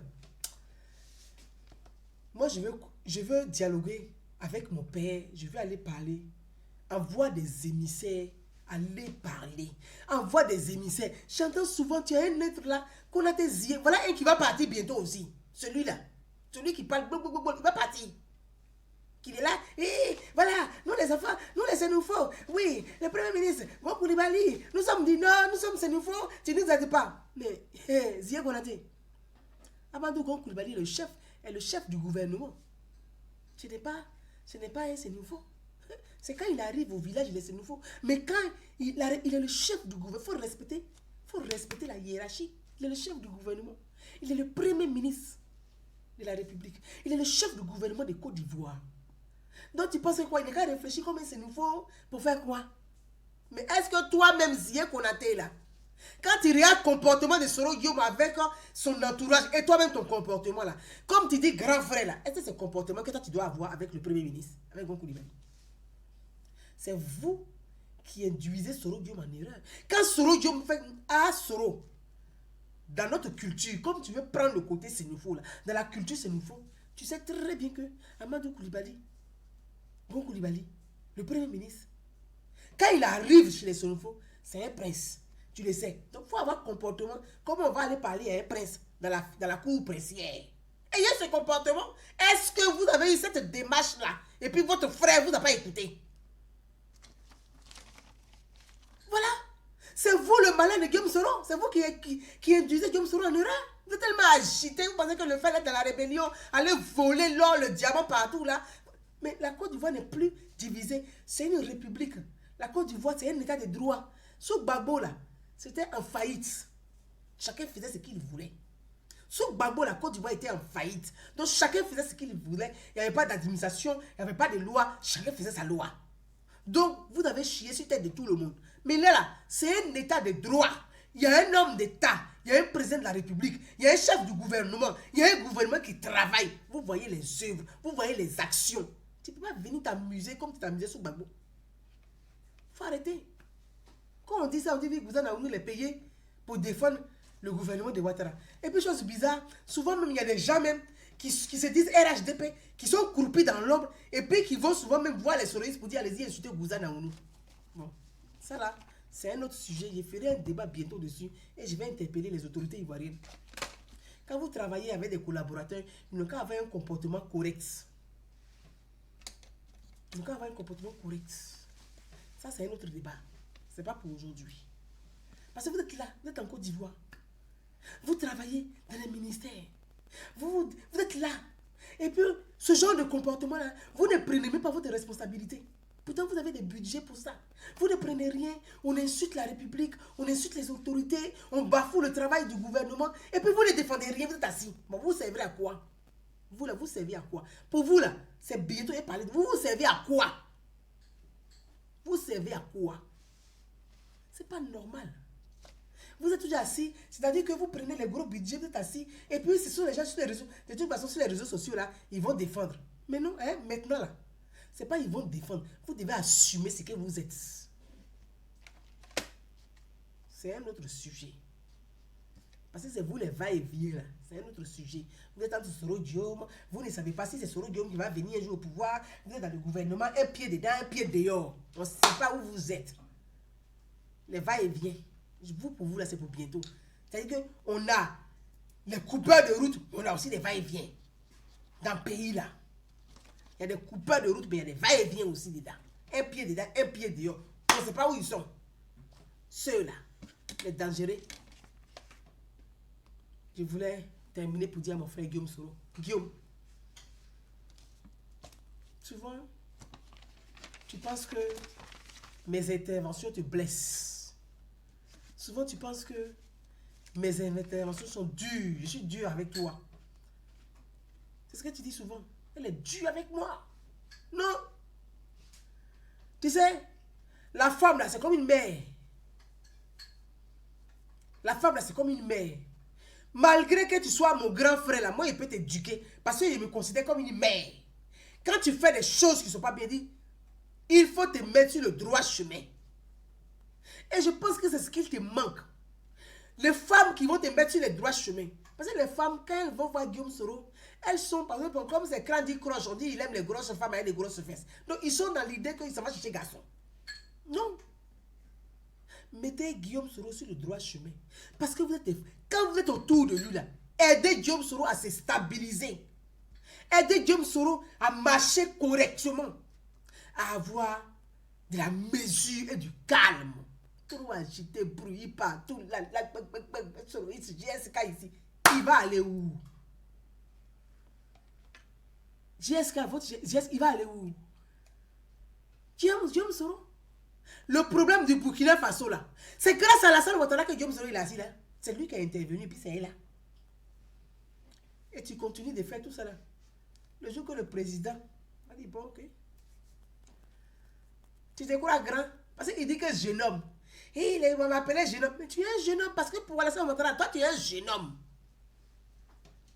Ça ne doit pas te choquer. Tu es un jeune homme. Comme tu penses que tu es grand, s'il enlève son pied sur le dossier du Burkina, là, tu es sûr que tu peux tenir dans ce pays-là, et sur ce continent, tu peux tenir. Affaire de Burkina. S'il enlève son pied dessus, est-ce que tu peux tenir, mon frère Guigui? Dodoba Guigui, est-ce que tu peux tenir? Tu sais que le problème du Burkina est là. Ce n'est pas des relations diplomatiques. Tu dis, le président dit, je ne veux plus qu'un Ivoirien aille à la CPI. Il a donné sa parole. Guillaume Soro, le Burkina Faso, là, tu peux tenir ce dossier-là. Tu es sûr que tu peux tenir. Tu vois, les gens sont autour de toi et puis ils t'encouragent dans des bêtises. C'est pas normal. Et c'est pas bien. C'est pas bon. Ils ternissent ton image. Ils détruisent ton image. Ils vont te créer des problèmes. Ils vont te mettre dans le gouffre. Bagbo est assis en prison là-bas. Là. Ils font quoi d'autre? Ils louent les au contraire, c'est devenu fonds de commerce. Ils louent car pour aller à La Haye. Ils vendent placali avec cré. La Haye là, on dit bon, allez, on va le mettre chez sa deuxième femme. Il est assis maintenant en Belgique. Ils disent, il veut forcément aller à Belgique. Gbagbo dit, je ne veux plus vous voir. Il a compris que ces gens-là, vous êtes là, l'ont induit en erreur. Lui seul, il est en train de manger son pain blanc. Guillaume, ils vont te mettre à la CPI, ils vont faire quoi? Ils vont aller vendre Kabato là-bas, à Edda, à la CPI. Parce qu'après, tu critiques sur ce grain-là. On va vendre maintenant Kabato à Edda. Ça veut dire que la gastronomie ivoirienne, là, tout le monde va connaître ça maintenant, la CPI. Maintenant, ce sera le tour de Kabato à Edda. La sauce de Sénoufo qui est vert, là. Comment on appelle ça, mes amis? Donnez-moi le nom. Il y a une sauce Sénoufo, là, qui a un nom, j'oublie. Elle est vert comme ça. Il y a une sauce Sénoufo qui est vert. Feuille, là, c'est vert comme ça. C'est ça, ils vont faire Kabato pour vendre. Parce qu'après, tu critiques à une sauce graine, tu critiques à un riz. On va faire Kabato avec Da maintenant. On va faire Kabato avec Da là-bas. C'est ce que les gens vont manger. Tu te rends compte? Ils vont danser. Libérer ce Guillaume. Ce Guillaume. Et puis ce Guillaume. Libérer ce Guillaume. C'est ça là. Mais ce serait un gâchis. Tu peux éviter tous ces trucs-là. Si toi-même là, tu te remets en cause. Choro, c'est ça. Merci Fatou, Fatoumata Kone. Choro. Ils vont vendre Kabato à Choro. Parce qu'après, sauce graine à être critique, c'est Kabato à Choro maintenant, ils vont faire là-bas maintenant. C'est notre Dieu, mais puis quand ils finissent là, ils vont boire. Ah, on est parti là-bas, on a manifesté pour Soro Guillaume. Ah, mais pendant ce temps-là, tu es en tôle. Tu gagnes quoi dedans? Toi qui es un peureux, quand tu es sûr que tu peux accepter d'aller en prison. Mais toi, tu es un peureux. Choron avec Kabato. Tu es sûr que ils vont vendre Choron avec Kabato, ils vont manger ça là-bas, puis ils sont dans le cas là. Oui, Soro Guillaume, tiens bon. Mais attends, on te met en prison, puis on dit tiens bon. Tu vas tenir bon dans quoi? Dans la prison? Toi, tu es sûr que tu peux t'enfermer dans une prison, Guillaume? Tu es sûr de ça? Il faut te ressaisir, mon frère. Il faut te ressaisir. Tu ne peux pas aller. Toi-même, tu sais que tu as très peur de ça. Il faut te ressaisir. Bédier là, quand on va te prendre pour te mettre là-bas, là, Bédier ne va pas faire quelque chose pour toi. Il a fait quelque chose pour Babou. Bédier ne va rien faire pour toi. Celui qui te dit, Dieu vous heureux, c'est mon fils. C'est mon fils, je suis fier de sa rébellion, c'est mon fils. Il ne va rien faire pour toi. C'est pas le même qui disait, Gbagbo mérite d'être en prison. Aujourd'hui, il dit, oui, Gbagbo, c'est mon allié, on va faire une plateforme. Bon, c'est lui là. Il faut bien regarder son discours sur France 24. Il dit, Gbagbo doit aller, il mérite la prison. Il n'a qu'à rester là-bas. Aujourd'hui, pour ses intérêts maintenant, il dit, bon, Dikawe, va causer comme tu es bêté, va causer avec Gbagbo. Oui, Gbagbo, on va faire une plateforme pour venir au pouvoir. Bon, lui là. Donc vous êtes assis dans le pays là, c'est le vieux de 85 ans là qui va vous rouler aussi dans la farine. Ah, d'accord. Moi, je te dis ce que je pense, mon frère. Je dis, il faut quitter dans ça. Sambak bisato. Il faut quitter dans ça. Il faut quitter dans ça. Tu ne vas pas arriver quelque part. 10 ans, ça ne coûte rien dans la vie d'un homme. Guillaume Soro, je t'ai toujours dit ça depuis que tu étais à l'Assemblée nationale. Je dis, prends du recul. Amène des émissaires. Guillaume, amène des émissaires. Moi-même, je paie ton émissaire, si tu veux. Amène des émissaires. Va dialoguer. Il n'y a que par le dialogue on trouve une issue favorable à des frustrations, à des tensions. Va au dialogue. Ce que tu es en train de faire là, ça ne va pas t'amener quelque part. Parce que tu te dis, bon, si on va par l'intérieur du pays, si on met le feu, on casse tout, on agresse, bon, comme tu as dit dans l'enregistrement avec Djibril Bassolé, on prend les commissariats, les gendarmeries, mais la Guillaume, c'est le sang des gens qui vont verser, mon frère. C'est le sang des Ivoiriens qui vont couler encore. Il n'y a pas eu suffisamment de morts comme ça. Guillaume, il y a eu trop de morts dans notre pays. On ne peut pas rajouter le sang au sang. Il y a eu trop de morts dans notre pays. C'est bon comme ça. Il faut le laisser. 10 ans, c'est rien dans la vie d'un homme. Moi, Gouza Naounou, là, si j'étais en face de Guillaume Soro, et je sais que je vais t'envoyer en face de moi, parce que je vais t'amener à la raison. Ceux qui sont autour de toi, là, il n'y a pas quelqu'un pour te raisonner. Parce que ils sont tous là. Salam alaikum, Guillaume Soro, salam alaikum, parce qu'ils veulent manger. Moi, il n'ai pas envie de manger quelque chose de toi. Donc, moi, je suis capable de te dire, Guillaume, et tu sais que je te le dis, je vais te ramener à la raison. 10 ans, c'est rien dans la vie d'un homme. Prends du recul. Va au dialogue. Envoie des émissaires. Envoie des émissaires. Mais des émissaires fiables. Va dialoguer. Affaire de Daoukro, là, il n'y a rien dedans. Daoukro, là, il n'y a rien dedans. C'est du pipeau. Daoukro, là, c'est du pipeau. Le vieux Bédier veut placer ses gars dans des coins où il y a jetons. C'est tout son problème. C'est du pipeau. Il n'y a rien de Daoukro. Toi-même, tu sais ça. Je vous ai déjà dit que Alassane Ouattara, il vous tient par les coucougnettes. Il est comme moustique sur vos coucougnettes. Est-ce que quand moustique est en train de piquer, tu peux taper? Tu ne peux pas. Il vous tient par les coucougnettes. Il a donné des milliards à Charles Konan Bani pour dire la réconciliation. Tu te souviens, Guillaume? Charles Konan Bani a pris budget là. La tabac, il n'a rien fait dedans. Il n'y a pas eu de réconciliation. Il n'a rien fait. Donc Charles Konan Bani, est-ce qu'il parle encore? Est-ce que vous l'entendez parler? D'ailleurs, même quand est-ce que vous le voyez au côté de Bédier trop, Charles Konan Bani? Il ne parle pas. Parce qu'il sait que son dossier est lourd. S'il veut trop secouer, on dépose ça dans la main de la justice. Charles Konan Bani ne peut pas trop parler. Casse de BCAO là, Charles Konan Bani, son dossier est lourd, il ne peut pas parler. Donc, Alassane Ouattara a toutes les cartes en main et puis il vous regarde. Il vous regarde, il a toutes les cartes en main, il vous regarde. Tu sais ça très bien. Charles Konan Bani ne peut plus parler. Il est assis.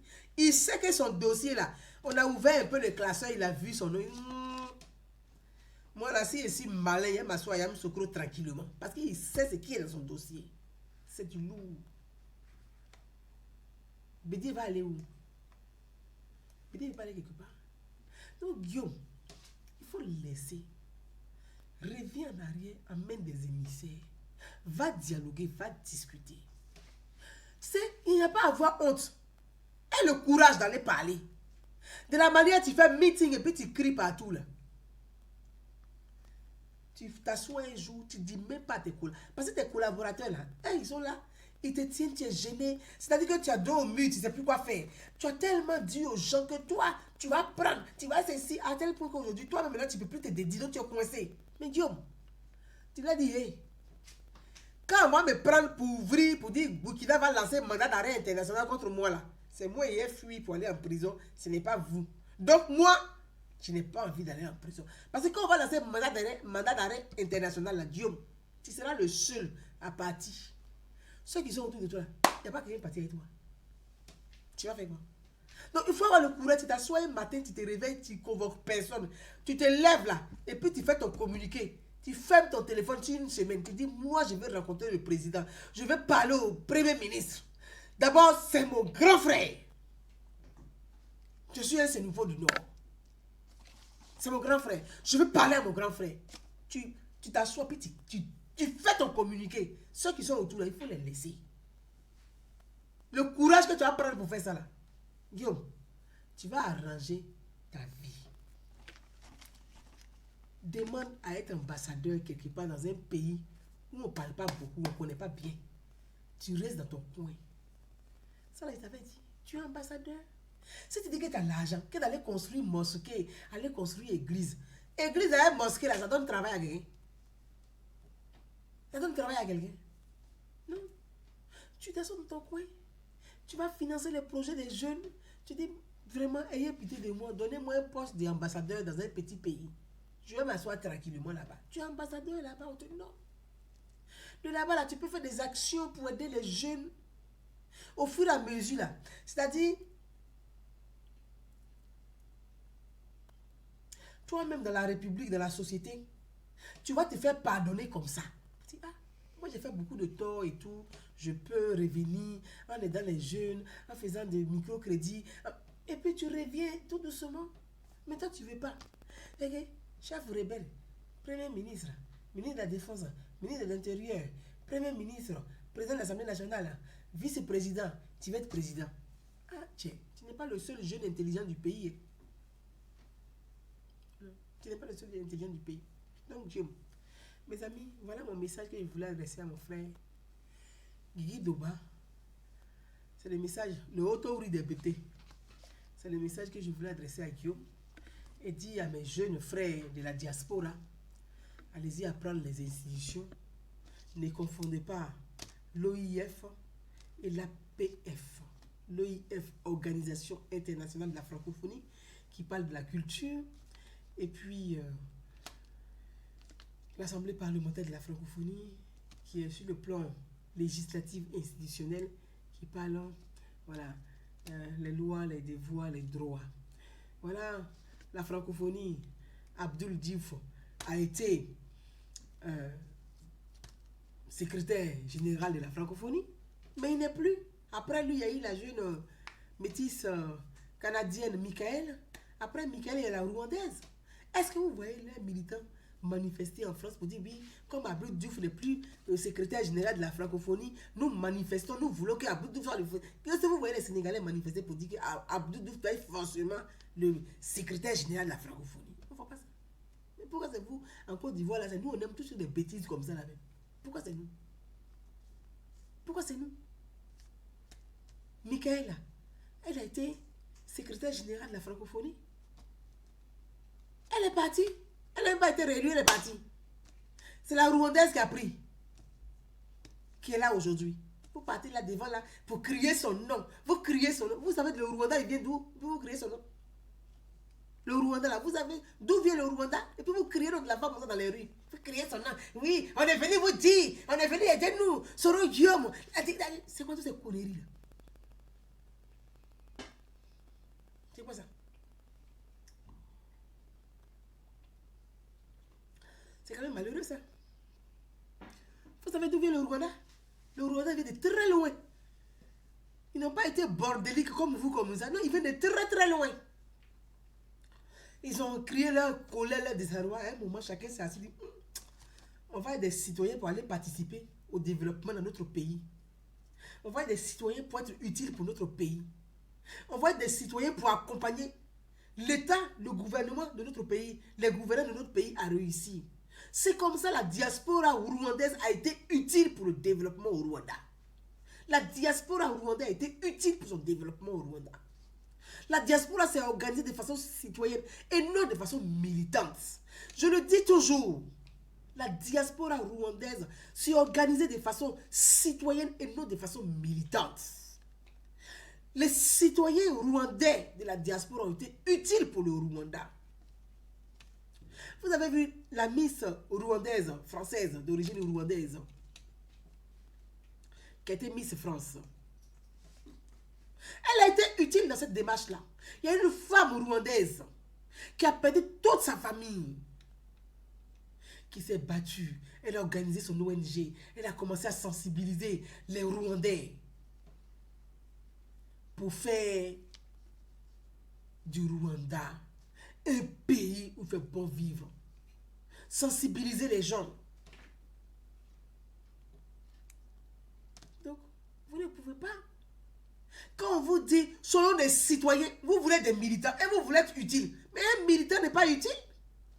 Il fait du militantisme et de la passion. Il n'a pas une vision beaucoup plus grande à part sa passion politique. Donc, soyons des citoyens de la diaspora. Vous allez voir qu'on va être utile. Nos gouvernements, nos gouvernants, quand ils arrivent, ils disent qu'il y a des citoyens qu'on peut rencontrer pour réfléchir, pour poser un certain nombre de questions. Regardez la Côte d'Ivoire aujourd'hui. On n'a même pas une institution au niveau de la diaspora où les Ivoiriens de la diaspora, on peut avoir ce dialogue citoyen. Il n'y a pas. Tout le monde est dans parti politique, militant, parti politique, militant. Qui va parler avec l'autre? Qui va parler avec l'autre? Chacun est militant. Passionné. Mais à quel moment on va être des citoyens? Il faudrait qu'on soit des citoyens de la diaspora. Soyons des citoyens de la diaspora. Et ça, je le dis souvent. On me dit, je dis pour cela, parfois, j'accuse aussi, quelque part, nos dirigeants. Depuis des années. Ça ne date pas d'aujourd'hui. Quand les dirigeants politiques, les ministres, ils arrivent, il ne faut pas qu'ils rencontrent que des militants des partis politiques. Il faut qu'ils rencontrent des citoyens ivoiriens. C'est autour de la citoyenneté, nous formons communauté. On fait corps, on forme cette communauté ivoirienne. Autour de la citoyenneté. Mais si chacun vient, il rencontre son groupe de militants, chacun rencontre son groupe de militants, chacun rencontre son groupe de fans de club. Mais on fragilise davantage les Ivoiriens de la diaspora. On les fragilise davantage. Mais si on était des citoyens, qu'on était reçus en tant que citoyens, qu'on a écouté en tant que citoyens, et non des fans de club et des militants, on va former ce corps, on sera cette communauté, la communauté ivoirienne, les citoyens de la diaspora. Mes amis, ça nous fait 1h44, bientôt 1h50 de live. Je voulais vous remercier, vous dire merci pour... merci d'être resté aussi longtemps avec moi pour ensemble, parce que c'est ensemble on donne des conseils à notre frère Guillaume Soro et on ensemble on explique aussi à notre jeune frère qui se disent des Soroïs. Pour moi, ce sont les Ivoiriens de la diaspora et que j'espère que très rapidement ils comprendront l'intérêt d'être des citoyens et non des Soroïs. Sur leur pièce d'identité, quand on met, on dit citoyen ivoirien, on ne met pas Soroïs ivoirien. On ne met pas militant ivoirien, on met citoyen ivoirien. Nous sommes des Ivoiriens de la diaspora. Donc à vous tous, je vais vous dire merci. Et puis, demain ou samedi, je vais m'adresser à l'ouest de la Côte d'Ivoire parce que j'ai entendu et j'ai appris que M. Guillaume Soro, député de Ferké, voudrait faire une visite à l'ouest de la Côte d'Ivoire. Je vais m'exprimer sur ces questions-là et je donnerai mon point de vue parce que beaucoup de personnes m'ont contacté du pays qui m'ont apporté cette information que Guillaume Soro il veut aller à l'ouest de la Côte d'Ivoire pour une visite. Bon, on parlera de tout ceci ensemble. Demain, si possible, si je ne suis pas très fatigué demain, je ferai ce live ou samedi, je le ferai, mais je le ferai en ouais, en français et en ouais, parce qu'il faut que je m'adresse aussi à la population qui est du côté du Guémo et du Cavali, et on a beaucoup de personnes qui ne comprennent pas forcément français, donc il faut les aider aussi à comprendre un certain nombre de choses. À vous tous, très belle soirée. Je vous dis à très très bientôt. Merci de m'avoir suivi. On se voit demain ou samedi. Merci à tous. Puis merci à tous ces Soroïs qui m'ont suivi. Ce sont aussi nos frères. Et puis à Guillaume Soro qui me suit. Mon frère, c'est les conseils d'une mère, c'est les conseils d'une femme, c'est les conseils d'une femme libre. À vous tous, belle soirée. Je vous dis à bientôt. Merci. Bye bye. Ciao, ciao. Bye bye.